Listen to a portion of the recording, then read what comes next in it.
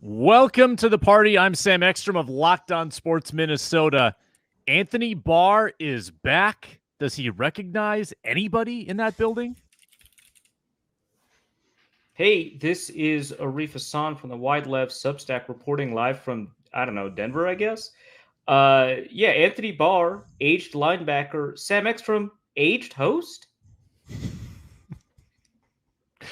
I'm Luke Braun from Locked On Vikings, and by my observation, Sam Ekstrom hasn't aged in 150 years. I have lost a step or two, though. It's the Minnesota football party. Locked On Sports Minnesota podcast. It's endless Minnesota Vikings talk with the diverse voices of your local experts. It's time for the Minnesota football party. What is up on a Thursday? Welcome into the Minnesota football party on Locked On Sports Minnesota. Also, hear us on the Locked On Vikings audio feed wherever you get your podcast. We talk Vikings football every Monday, every Thursday on this network, and we're so glad you've joined us today to talk about the Denver Broncos game. The Vikings put a 5-game winning streak on the line. We're going to talk about Anthony Barr returning to Minnesota. Will he play a role this week? Or is this more of an insurance play? Who can catch the Vikings in the wild card? Are they free and clear to be a playoff team? We'll also get Ron Johnson's take on things as he joins us for his Thursday appearance, and we make our Week 11 parlay bets. We had a winner last week that moved up in the standings. But first, we are brought to you by Prize Picks today. Indeed, the easiest and most exciting way to play daily fantasy sports. Go to prizepicks.com/LockedOnNFL and use code all lowercase LockedOnNFL for a first deposit match up to $100. And folks, one more reminder, make sure to check out the 24/7 YouTube live stream. You might catch this show, you might catch the Minnesota basketball party, or a different show in rotating fashion, 24/7, all hours of the day on the new Locked On Sports Minnesota 24/7 stream. You've met Luke Braun, you've met Arif Hasan. Luke Braun, first of all, how are you, and are the Broncos good? Second question first. I have no idea. As to the first question, I'm absolutely fine and under no threat of duress. Blink twice. Oh, okay, he did. I'm worried now. Arif Hasan is in Denver. Maybe he has a better read on it because Luke Braun was clueless. Are the Broncos good at football, the Vikings' next opponent? I would argue no. Russell Wilson looks a little bit better. Obviously, people have been talking about how, Sean Payton has kind of finally figured out how to resolve the Russell Wilson problem. I guess I don't know how else to put it.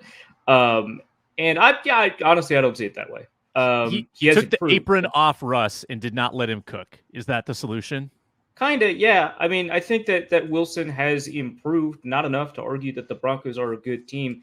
I think that their last 2 wins are more a product of just surprising ineptitude from some very good teams that are normally not that inept. I just think that, sometimes, bad teams beat good teams. The Broncos are probably better than we thought at the beginning of the season, certainly after that Miami beatdown. I don't think they're a good team. The Broncos have not allowed more than 22 points in 4 games. And yet they are still last in points allowed, rush defense, pass defense. But you might also be catching them at the worst possible time. If you caught this team sort of like this happens a couple times a year where you just get a schedule win based on when you face a team. And Luke Braun, it feels like the wrong time to face Denver. Vikings are banged up. Denver's a little healthier, getting reinforcements, playing well at home, and maybe feeling like they have a chance to get back in the wild card race.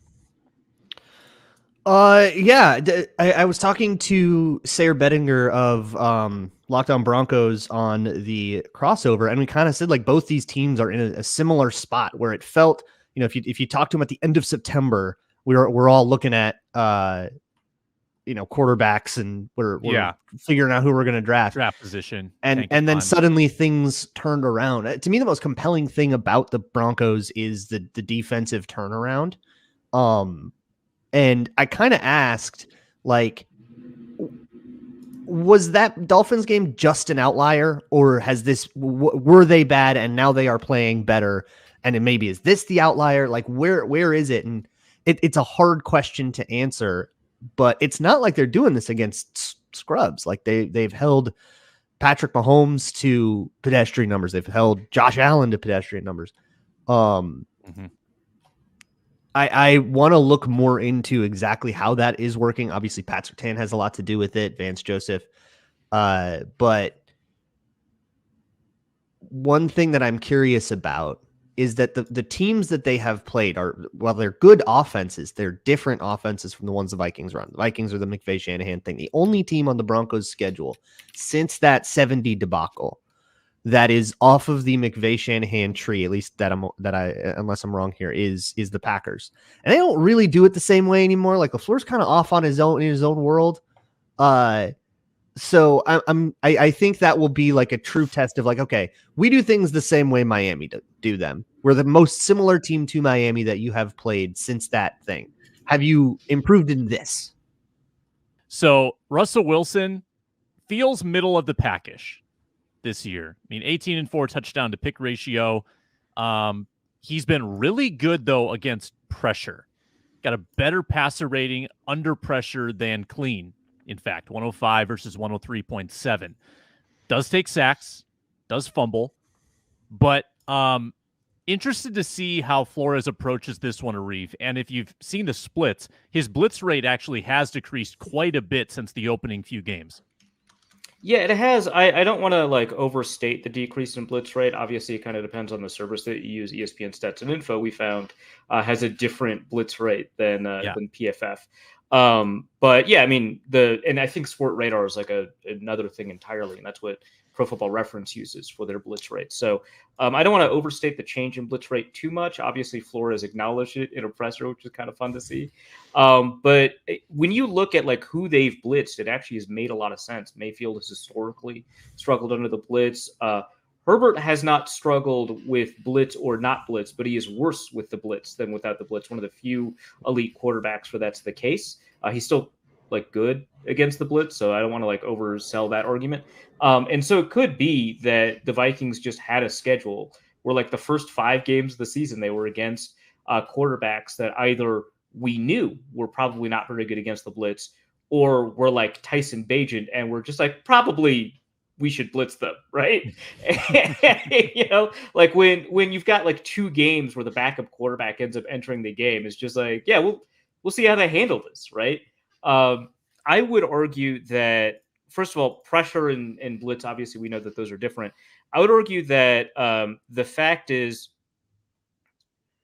the argument that Russell Wilson is good under pressure, I think is an argument for my case that actually he is not playing sustainably well, because quarterbacks under pressure do not sustain their numbers under pressure over time, even within the same season. It's your standard or your clean pocket presence that better predicts how well you do in upcoming games. If you take a look at Wilson when blitzed, which he is one of the least blitzed quarterbacks in the NFL, so kind of important. His PFF grade does drop a fair amount versus the blitz. He's actually 32nd out of 39 in PFF grade versus the blitz. But again, very small sample. He's one of the least blitzed quarterbacks in the NFL. So I wonder kind of how they'll approach that when you've got kind of a small sample, when the history of Russell Wilson kind of doesn't help you all that much, because you've got, I don't know how much last year counts, given how bad the coaching was. And then obviously all that time in Seattle, way different than the one we're seeing in Denver. So really curious about how Flores is going to approach that. Braun, who scares you on the Broncos, if anybody, offense or defense? Which players are you circling on the depth chart? Like I mentioned, Surtain, although he has had some rougher moments this year, so maybe you can hand one there. We have no idea who's playing as a receiver too. Like maybe JJ's here. I don't feel like it, but who knows? I think just watching the Monday night game that they're coming off of, and that's what's fresh in my mind. It's like Javonte Williams on those stupid little shovelly checkdowns way late in the play after Russell Wilson has bought a whole bunch of time and then he scampers for like 25 yards. That feels like the kind of thing that can change everything, where you got this great pressure on a 2nd and 10 and it's a drive killer, but then they manage to like get it away. The Broncos, and at least according to Sayer, like to retreat into sort of quick game when they're getting pressured a lot, which is sort of the Brian Flores defense wants to sort of force you into whatever your PJ Fleck is, right? So I like that. I want that to be the case where Russell Wilson's trying to get the ball out quick and he's not doing this like run around improv stuff where he can, throw the craziest throw you've ever seen and it works because it's the Vikings kind of deal, like what Jameis Winston did in the second half. I would much rather this game come down to like tackling against Cortland Sutton, For me, Broncos secondary seems very good. Jaquan McMillan last 5 weeks has been right there with Paulson Adebo, best corner in the NFL. Kareem Jackson is back from a suspension. Fabian Moreau got elevated 3 weeks ago and has been really good. Historically, he's not that good, but he has been good since they gave him a bigger role. Kawan Williams is out. Pat Surtain, as you mentioned. So on the road, outdoors, Mile High City, I feel like the passing attack is going to be tested. And again, how will Denver adjust to Dobbs' mobility? Will he have those plays that he's had regularly for the first 2 games that can extend drives when the pocket breaks down, when the coverage is really good? Arif, what do you think of this Broncos defense? I think the concern for them when it comes to scrambling is that their speed at linebacker is not that great. It just hasn't been great for a little bit now. And so, because it was like Josie Jewell ran like a 4.7 and he kind of plays like it on the field. I mean, he's a very smart player. Obviously, he knows how to play really well, but it creates problems when you're kind of moving back and forth and extending all the way to the other side of the pocket. That lack of athleticism might mean you've got a safety spying Dobbs or something else. I don't know. But then now you're taking that safety out of coverage, or you're putting a safety in when you want a linebacker in against the run. It'll create some issues for them. When the Saints put Pete Werner as a spy on Dobbs, I mean, we saw it. It didn't work out, right? Mm-hmm. And I think having a less athletic linebacker in that position could create some additional problems. That said, the secondary is going to define things, right? If we end up continuing to have, like, I would argue, surprising or unsustainably good play from some of these corners that are not Pat Surtain, right? I mean, I just trust that he's good, right? But like if for example Kareem Jackson now coming back from suspension shows his age, or Jaquan McMillan regresses or something, there's going to be a lot of opportunities there for the Vikings, right? But I think a lot of it will be built around kind of how Dobbs innovates and creates, because right now there doesn't seem to be a third or fourth read in that offense, which actually, hey, let's plug something. Luke Braun wrote for the Wide Left Substack. He wrote about Jalen Nailor. No duress. Let me emphasize. We don't need to discuss the conditions under which Luke ended up producing an article, surprisingly, for the Wide Left Substack. So wait, Luke is under Arif's employ now? Employ could be one word that you use. I don't know. But that assumes some details, but we don't need to get into those details. Like, right. So, but between employee and hostage, where's like a good middle ground there? The Constitution says I don't have to answer that. Yeah, the Constitution says I don't have to answer that.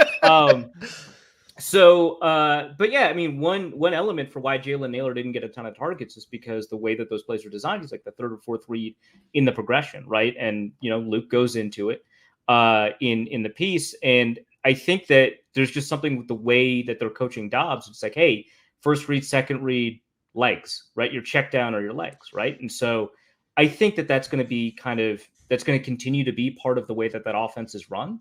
And so I don't know how important it is that the Broncos may have an advantage in their secondary. Plus, I just feel like TJ Hawkinson's going to go off again. Yeah, I don't know if it's how they're like coaching Dobbs necessarily. I think it's just that Dobbs is not going through his reads as quickly as Kirk did. It's like, duh. But it means that, like, yeah, he's not like getting to that like backside of the read, that backside basic kind of thing. That is like how Cousins, I mean, he made a living doing that, right? Going like 1-2, take the basic. And that would be those like nice 15-yard right over the middle to Justin Jefferson kind of throws. Yeah, Dobbs just isn't getting to those, and it's fine because like that also to get to that, you also have to decline TJ Hawkinson and Jordan Addison, which like those guys are just like open, and then you just take that and you just never even look at Naylor. So yeah, I wonder if like if Justin Jefferson doesn't go, Surtain does tend to shadow. So I'm going to guess that he follows Jordan Addison around everywhere.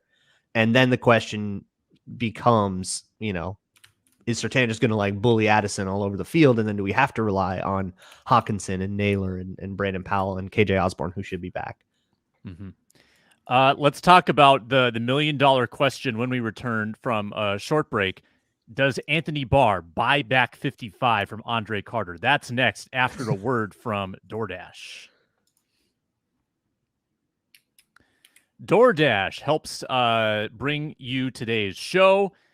DoorDash has a great deal going on right now, and I want you to take note of it because DoorDash is so great for your football viewing parties, college or pro. It might have a Gophers Buckeyes party tomorrow night. Might have a Vikings Broncos party the next night after that. You can get 50% off up to $10 value when you spend $15 or more on your first DoorDash order. So download the DoorDash app, enter code LOCK23, subject to change, terms apply. Why is DoorDash so great? Because they're so convenient. They're so fast. You can log on and have food or groceries coming your way within about 2 minutes. And that's a great way to stock the buffet table at your football watch party or your tailgate. Why would you root for your team on an empty stomach? Order on DoorDash and save on all of your party favorites. Get it from a restaurant, get like an apps collection, or go to a grocery store. Have DoorDash bring you groceries for the best snacks, entrees, and beverages. Again, get 50% off up to $10 value when you spend $15 or more on your first order. When you download the DoorDash app, enter code LOCKED23, subject to change, terms apply, LOCKED23 on the DoorDash app.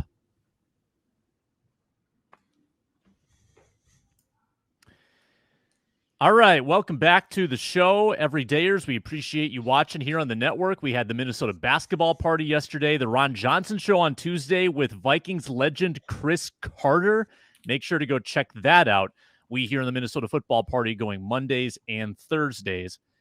I turn the conversation to Vikings linebackers. Jordan Hicks, bizarre medical situation, hospitalized with compartment syndrome after a hit to the shin. And we don't know totally what his outlook is. For all I know, it could be season ending. I mean, when you go under the knife for something that bizarre and they immediately put you on IR, I don't know if he's going to play again this year. So this Anthony Barr signing, while maybe it does, maybe it doesn't have an impact this week. He is just a practice squad player. That linebacker depth will be tested. Brian Asamoah has been hurt. Will he be healthy? So Luke Braun, before we get into all of that, does Anthony Barr buy back 55 for a practice squad spot? It sounds like he's not going to. He called Eric Kendricks. He said, "Can I wear 54?" Kendricks, I can only assume, said, "That's a really weird question, dude." And he will be wearing, I think he's going to be embracing the 54, wearing it for his old pal. I think he just wanted an excuse to call Eric. Yeah. No, college friend, you've lost touch. You live in a different state now. I assumed that Barr would have taken a practice squad spot on the Chargers just for free. Great, so he could hang with Kendricks. Maybe. Yeah. Let's chill. Yeah. But yeah, somehow the Vikings lured him. So Arif, what does this all shape up as to you with Hicks out? How big a loss is this? Because Jordan Hicks had been playing very solid football. Yeah. I think far better than we ever expected. Oh, 100%. I mean, I had very, very low expectations of him, which may be unfair because he was playing in Ed Donatel defense that also made Kendricks look bad. But, he didn't play outstanding or anything like in Arizona. So my expectations are fairly low coming in, but he's playing like he did in Philadelphia, like when he was like a rookie, second, third year player, right? Just like really, really high level football. And it seems like the athleticism he'd been lacking in Arizona that he'd had in Philadelphia is back or was back, right? So that's going to be kind of tough because I think that was a fairly important part, not a critical part, but a fairly important part of his game here. And Anthony Barr no longer has the athleticism that he had as a rookie. Like quite well known among Vikings fans that he no longer is the athlete that he once was. And now we're 2-3 years removed from that, right? So that is a concern. I think that the way that Flores designs these defenses is that you don't slot a player into the same role that a previous player has. You produce a new role specific to what that player does and adjust the defense for having to kind of adjust for the fact that, this role has changed. They're not going to have these coverages available. They're not going to have, these kinds of run fits or run assignments available. And so now you've got a couple of new assignments. And so, that just seems to be the way that this Flores defense is designed. Matthew Collar actually wrote a really good piece that went out of Purple Insider, I think this morning, about just that. And so I'm kind of curious. Obviously, we know Anthony Barr to be a blitzer. That's the thing that he's well known to be. Blitzing with the Vikings is something that was kind of the key element to a lot of the way that Zimmer designed his defenses. Whether or not he was good that year at blitzing or not, the teams accounted for him in one-on-one pass protection, even when he didn't even show blitz. And I'm curious about how the Vikings want to use that, because that is a similarity that this Flores defense has to the Zimmer defense. The desire to create as many one-on-one pass rushing matchups as possible through various blitz looks. So I think that that's the primary usage. I don't know what's going to happen in terms of run defense. I'd expect Metellus to take on kind of a bigger load there. Maybe we'll see a little bit more in Ivan Pace, also a blitzer. So we'll kind of see. Yeah, Braun. I think there's still some Troy Dye in there too, honestly. Barr's not going to come in and take all those reps away, and they like Dye probably more than you do. Hierarchically, what is the pecking order here? Let's say Asamoah. Is it a hierarchy, Sam? Let's it's like a moot question, kind of. I don't know who's above who on what. It's like a different role for everybody. I think what Barr will come and do is I think he will be something of a blitz specialist. I don't know how much they ask him to drop into coverage, except as a subversion to him being a blitz specialist. Right, so it's not predictable. But I think the main, he's not going to be the main guy like Hicks was the main linebacker. I think that's Pace. And Pace quietly had a sick game against the Saints. He had the coolest game against the Saints. He had a couple of plays where the physicality gets exposed, and then beyond those two over, he's knocking people over. Pounders. He's just bye. Yes, consistently. We see that twice a game, and he's evading those blocks. And what was interesting is as the game wore on, the Saints started really focusing on Pace as the guy to make sure that we have our included in the slide of our protections. That's the guy that we think is coming a lot, which, it's Pace, right? He does. So I think you can a man and a half on Pace sometimes. It's crazy. Yeah. So you can get, I think you can do that. And then when they would have Pace simulate the pressure and then back off, they would call the pressure that way every time. And that was super exploitable. Josh Metellus up the A-gap free a whole bunch of times. That's kind of how they did that. So I think you can probably replicate a similar deal with Barr, especially if the Broncos are coming into this, and Sean Payton, who knows Barr as well, and is going, oh, hey, that's 54. He's probably blitzing. And if you could have him sim pressure and back out, look, I know he's not the most athletic dude, but they're also comfortable with having Harrison Phillips back out into coverage. I don't think that's going to scare them off.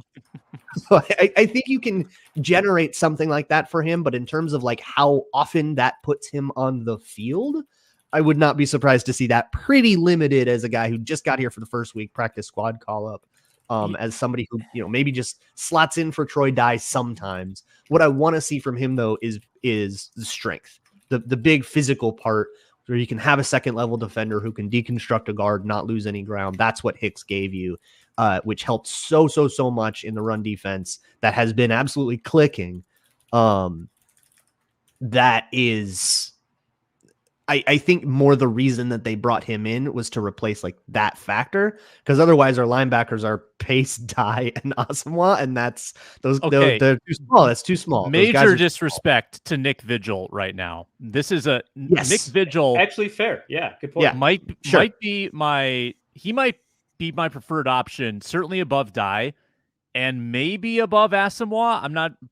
Probably not. But that's insane. Okay. That's a wild take. I'm going to limit my reaction to the face I made. Okay. The audio listeners are missing out. Yeah, That's a wild take. He's not. I said probably not supposed to make a team. Are we overstating, because of our attachment to Barr, are we overstating what his impact is going to be? Because maybe. I don't know. If I am, I'm not sorry. I love it. He can be horrible, and I love this. I don't know. He like Vigil, not supposed to be on a team, right? Yeah. I also would take Blake Lynch back. I would love Blake Lynch to get a spot start. That's enough linebacker takes out of you, Sam. That's we Google Blake Lynch and see what is he a Panther? I was a huge Blake Lynch guy. He was unbelievable. He's a Charger. He's why Anthony Barr can't get a practice squad slot in LA. Once again.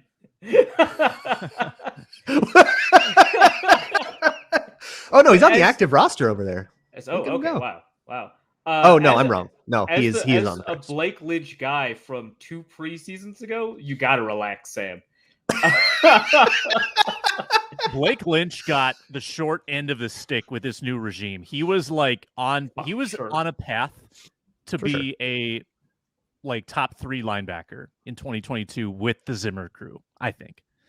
So but he was also on a path to if Zimmer had stayed, they would have just added a linebacker as opposed to promoting Blake. That's the path on that that. we're really in that Ty Chandler world. yeah. Exactly. I'll just further clarify that I didn't say outright I prefer Vigil over Asamoah. I just think it's closer than some might think, and I'm not sure that Barr is ready yet. That's such a usefully vague statement, though, Sam. You get that, right? It's closer than some may think. You did say that. The point is, we're overlooking Nick Vigil. I'm perfectly comfortable overlooking. Nick Vigil. But if he's a game day elevation from the practice squad, that would not shock me. If he got 10 snaps, honestly, that would not shock me. If he made an impact in the game that was really meaningful, that would surprise me. It's just I agree that the linebacker situation is unusual enough that a lot of different things could happen and it would be very difficult to predict. I'm glad I'm no longer in an IDP league and I don't have to depend on whatever the Vikings do at linebacker or whatever, right? Which, the answer I think is actually just get Cam Bynum as your lead tackler. But exactly. But I don't think that if I'm breaking down the linebackers, I am probably going to overlook Vigil. I think that's fair. They did sign Anthony Barr to the roster and Vigil to the practice squad, right? Or is it? No, both on the practice squad. Okay. Vigil's on the active roster. On the active roster? Oh, this is fascinating. I just went to the team roster. That's fascinating. On active. Look at us. Yep. Wow. Undervaluing Nick Vigil. Once again. Nick Vigil, rostered linebacker. Classic mistake. And before we get to Ron Johnson, a word from Jase Medical. Jase Medical gives you peace of mind. Yeah, there's a lot of uncertainty in the world right now, supply chain shortages for myriad reasons, and you got to have the right medication. You just have to. It can be a matter of life and death. Sometimes I've had it with my kids where they're sick, they need something, they need antibiotics perhaps, and it's hard to get them in, get that prescription filled. Well, with Jase Medical, you've got the ability to have that stuff on hand. You consult with their board-certified physicians. You get 5 life-saving antibiotics for emergency use in the Jase Case. All you have to do is fill out a simple online form, jump on a quick call. They deliver, and they provide the ongoing care. It's doctor-created, doctor-recommended. So you don't get caught unprepared. You can empower yourself and your loved ones. Get them a gift card to get on jasemedical.com and get their own Jase Case. So again, here's what you do. Go to jasemedical.com. Use promo code LOCKEDON for $20 off your purchase, jasemedical.com. You're not only getting antibiotics that can save your life, you're getting peace of mind, jasemedical.com. Ron Johnson's with us now, host of the Ron Johnson Show. Had Chris Carter on the show on Tuesday. Make sure to go back and watch or listen to that one. Big episode. And he's with us now every Thursday. Ron, we're debating Anthony Barr's impact on Sunday. Your prediction, does Barr play in this game? And if so, does he do something meaningful? I think he should be elevated. And I definitely think he can do something meaningful. The one thing that a lot of people don't realize is this man's been resting. So, and what would his job be, quote unquote? Ivan Pace Jr. is going to be the green dot. He's going to be the guy to get everybody lined up. Anthony Barr is going to be the true Will or Sam backer that just gets to go after, or sorry, the true Mike and Mo. Sorry. So he'll be the Mo that gets to go after the quarterback. And that's what we've always wanted him to do under Mike Zimmer. For some reason, Mike Zimmer, stayed in a 4-3. We always talked about, he should go to a 3-4 hybrid. Honestly, if Zimmer had thought about this and put Daniil Hunter on one side, Anthony Barr on the other, had a Mo and a Mike backer that would come in on certain downs, I think we could have saw more success. But, Zimmer was kind of stuck in his ways of he's a 4-3 coach. He teaches a 4-3 over front. That's the, it's like an old dog that doesn't want a new trick. Whereas Brian Flores, he's now got a new toy. And when you think about all the possible scenarios, now Russell Wilson is not easy to confuse, but all the possible scenarios for Anthony Barr, I think he can not make a big impact, but it would be nice to see him in there being able to just go after the quarterback. And not, honestly, to defense, it's not too much. Like there's only so many coverages. There's 33 cloud, which is basically Tampa 2. You got, cover 2, cover 4, cover 3, 1 man. And then here's our blitz packages. There's a lot of conversation to go there, but the cool thing is you can have a guy like Ivan Pace say, hey, Anthony, line up in the B gap. You're going to whip around and you're going to rush through the A. Done. And so I think they can get him up to speed. It's just what do you get out of the other backers versus an Anthony Barr? I would take my chance with Anthony Barr. Ron, let me broach this topic with you, and then we'll go around the horn. Vikings in the wild card are a game and a half clear of the next closest team, Tampa Bay.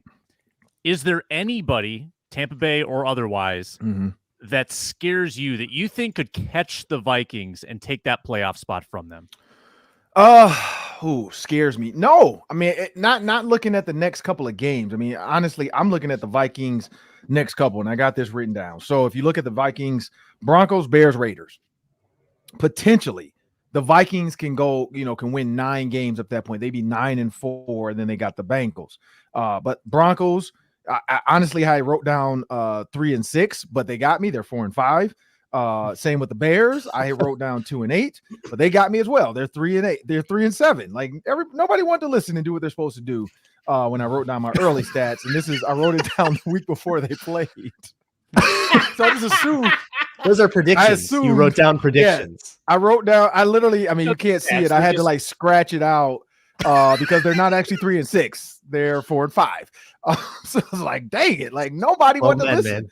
Premature it threw me off. That's all they are. But their winning percentage up to that point, before they actually won some games they shouldn't have won, the remaining schedule was 0.34%. They were 9-17 with the last 3. 9-17. The last 4, 14-21.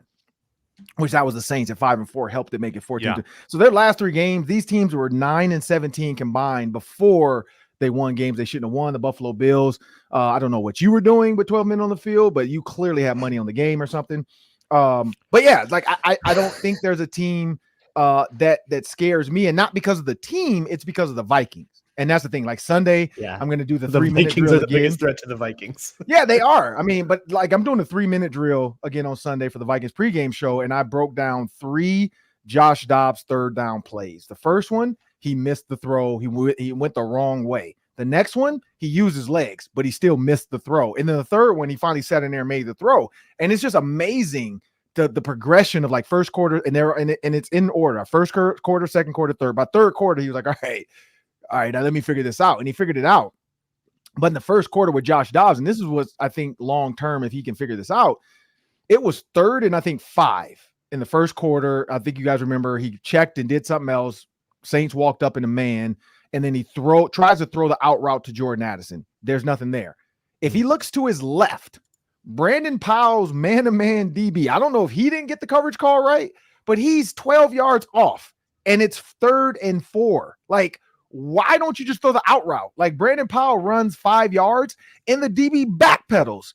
He completely, I think that was Cam Dantzler did that against the Lions. He Cam Dantzlered the bit. Like all he had to do was look to his left and throw it to Brandon Powell just running because the guy backed off in his 3rd and 4.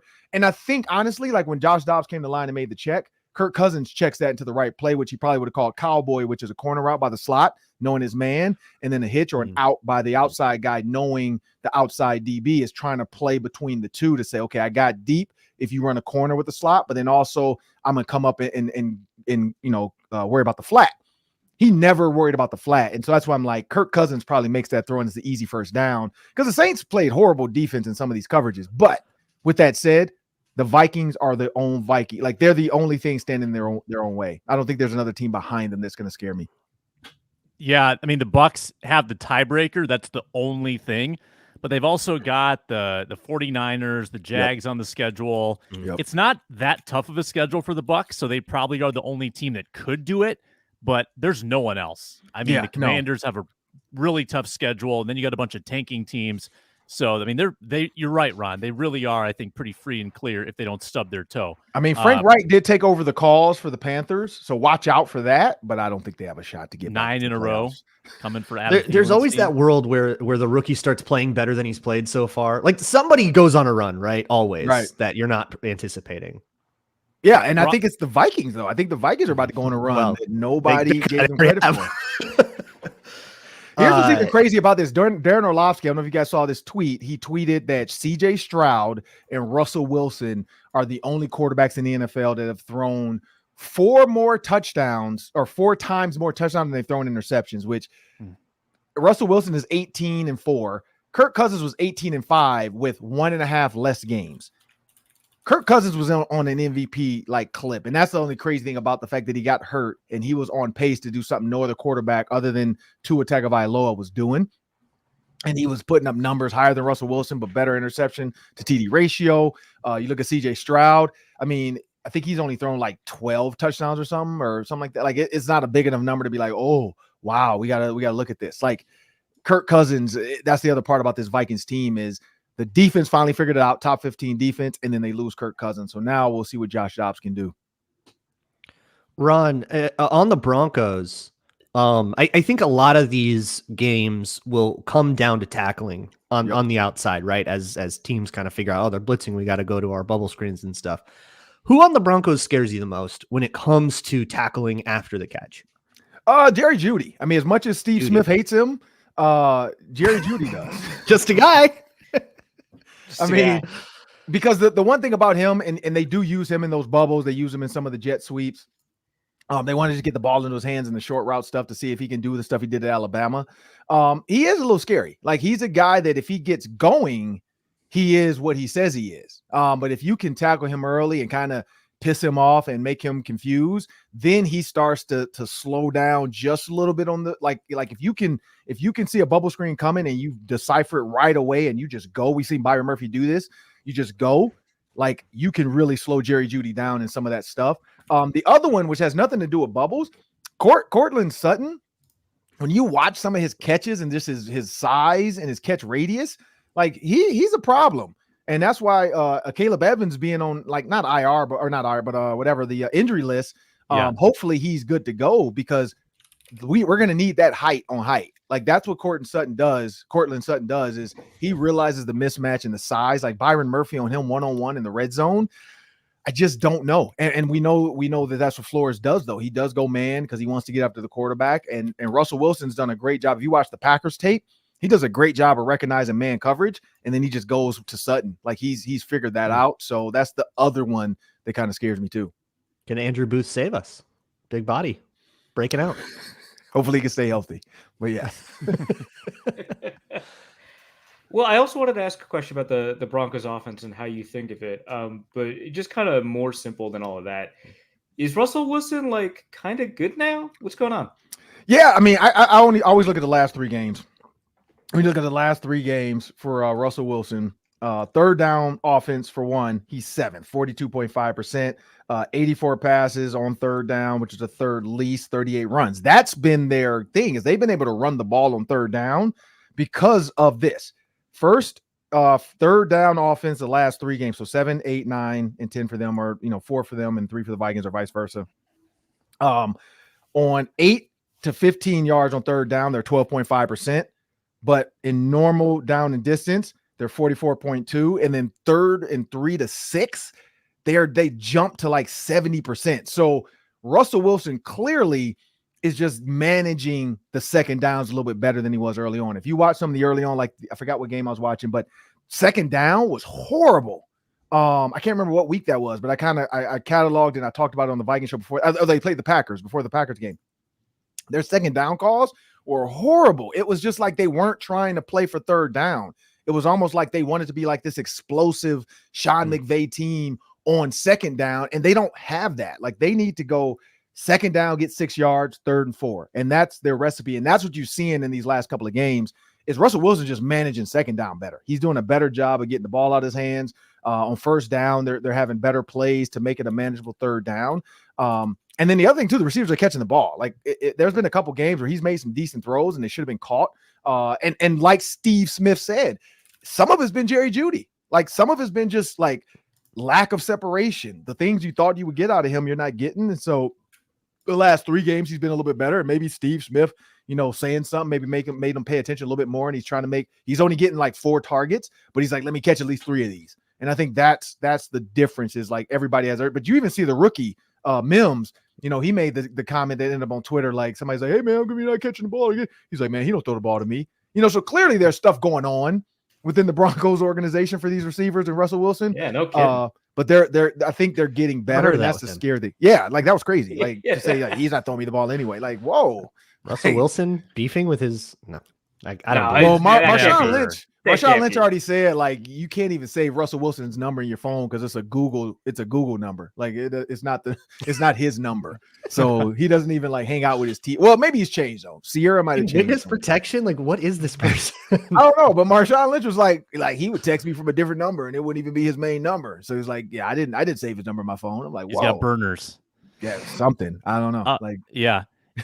In closing, Ron, tell us your favorite bit of the Chris Carter interview from Tuesday and why people should go back and watch that on the Ron Johnson Show.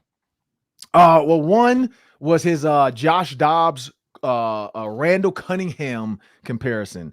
That because I asked him like, have you ever seen a guy come in and captivate a town like this? And he said Randall Cunningham.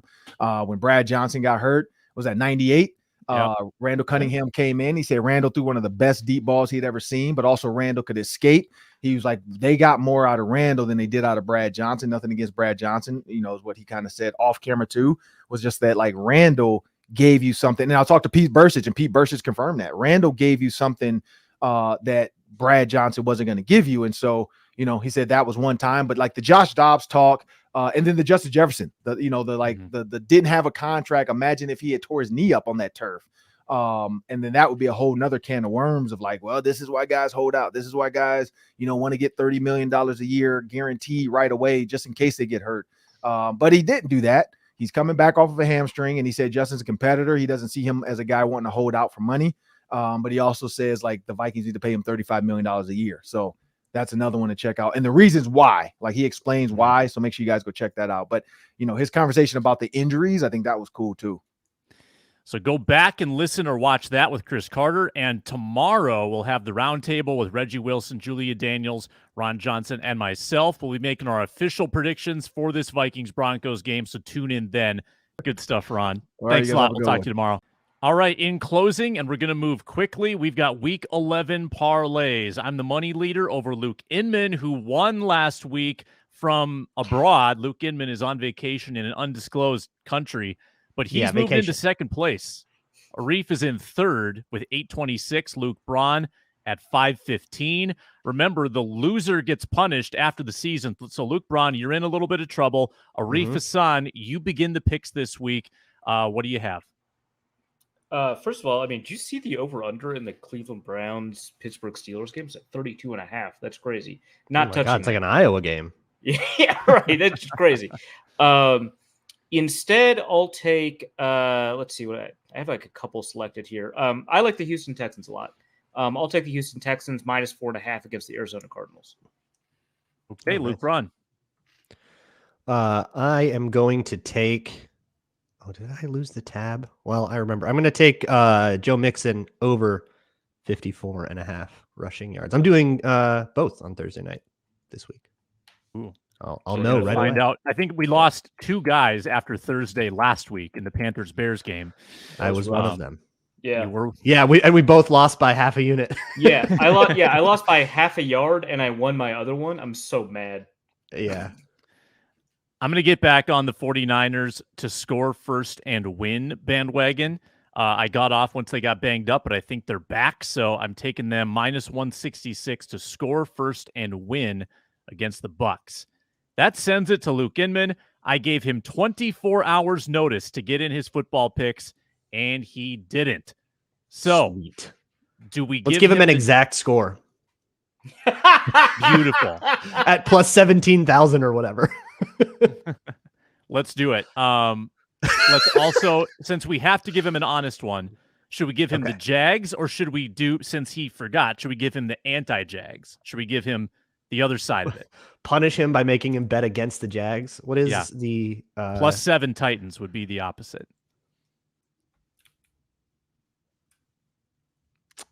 The market seems to like the Titans, so let's give him the Jags. Right. Jags minus, I mean, they've broken his heart way more than they have actually gotten him money. So, and we get to do Inman again. So let's do an exact score. Why don't we do it? Let's do it in the Vikings game, just so there's, some skin in the game on Sunday night. Correct score. How about, I think, the lowest odds, I think, are Broncos 17, Vikings 14 at plus 9,000. Or the shortest odds. Oh, no, 27-20 also. 27-24. Found a better one. Plus 7,000. Okay. This is Broncos winning or Vikings? Broncos 27, Vikings 24 at plus 7,000. This would be torturous for Luke. I love it. What if he gets it? That's a pretty common score. I mean, then we deserve what we get. I mean, that's fair. Yeah. All right. I'll figure out his odds later. I got to punch that into FanDuel. Back to me. I think the Lions are a really good team, and I think they take care of lesser teams at home. A lesser team would be the Bears. I think the Lions win by 7.5. I don't love that number, but I like the team, so I'm going to go with Detroit at minus 115. My 2 picks parlayed for 150 at plus 199. Luke Braun. The other one I'm going to take is a Mark Andrews anytime touchdown at plus 165. I'll put a minimum on that. I think it's 110. Yes. That gives me, it's plus 354. Plus 354. Arif Hasan, finish it off. All right. Hold on. I'll take Lamar Jackson over 225.5 passing yards. Look at that one. 125.5? 225. Are you kidding? Okay. I don't know why I heard 1. All right. Yeah. No, you heard 1. Don't worry about it. Is he Jordan Love? Yeah. And man, I don't love being third place. This is tough. I don't know how much you want to wager. So the minimum is 110, right? Yeah. And the max is what? 1,100. Jeez, right. Oh yeah, because it's 10 times. No, I'll do 220. It's not a big deal. The minimum. Okay. What are the odds? Plus 250. Plus 250. You got it. Those are the picks for week 11. See who wins, if anyone. We only have 7 combined parlay wins through, 4 bets per week for 10 weeks. 7 out of 4. That's not bad. Don't worry about it. Pretty bad at that. Considering most of our bets have about 2-1, 3-1. Yeah, likelihood. We should not be. We should be winning. We should be winning more frequently than we are. I don't know what you're talking about, guys. That's the. It's okay. We'll regress. Football, yeah, we'll progress to the mean for sure. He's Arif. He's Luke. Subscribe to the Wide Left Substack. Listen to Locked On Vikings and listen and watch to Locked On Sports Minnesota. Thanks so much for watching us today. Talk to you tomorrow on the Roundtable.